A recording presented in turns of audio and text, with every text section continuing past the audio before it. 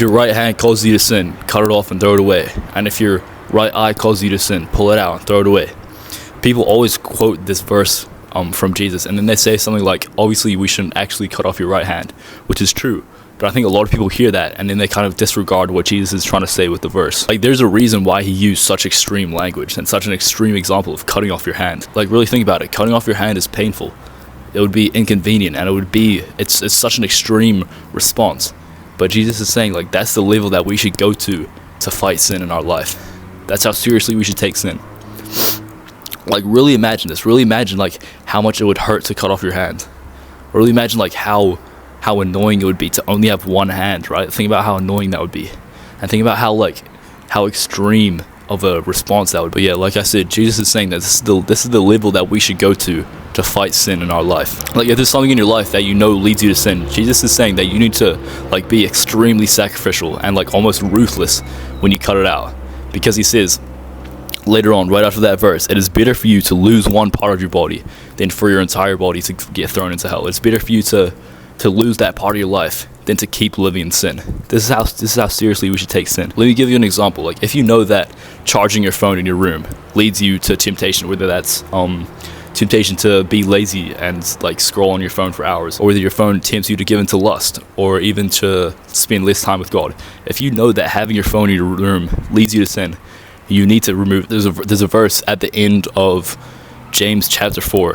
I think it's verse 17 or verse 19 maybe, but it's the last verse in the chapter, which, by the way, James 4 is a great chapter, go read it. But it says if you know something is right but you don't do it, then that's a sin for you. Or it says something along those lines.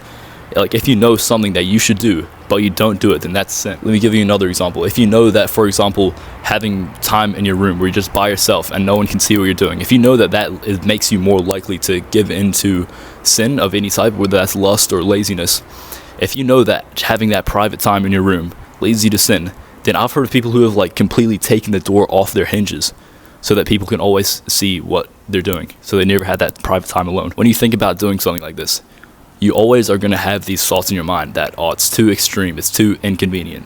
You know, it's not that deep if I keep my phone in my room. Your mind's going to come up with these excuses on why you should keep that thing in your life. These things are true to a point, and yes, it is going to be inconvenient when you do the things that stop you from sinning. But like I said, it is so much better for you to remove that thing than to keep living in sin. So do this right now. Think of the things that cause you to sin and think of how you can remove them. Like, an action that you can do right now if you want to sin less is to get out some pen. Like, an action that you can do right now to make you sin less is to get out some paper, get out a pen, and write down exactly what causes you to sin. And then write down exactly how you can remove that thing from your life. And when you do this, I want you to think about how you can remove the whole thing, not just a part of it, or how you can, like, really commit to removing it rather than just removing a part of it. And I want you to think about it like this. Sin is kind of like a weed. If you've ever done any weeding in a garden, you know that you can't just cut off the weed at the bottom of the plant, right? Or else it's just going to grow back. But you need to pull out the entire thing and pull out all the roots as well. And it's the same thing with sin. If you want to remove it, you need to pull all of it out. You can't just cut it off. You can't just remove half of it. Be ruthless when you cut things out of your life if they cause you to sin. Yeah, bro, this is how seriously we should take sin in our lives. If you learned something from this video, you can subscribe to my channel to keep seeing my videos. But other than that, God bless.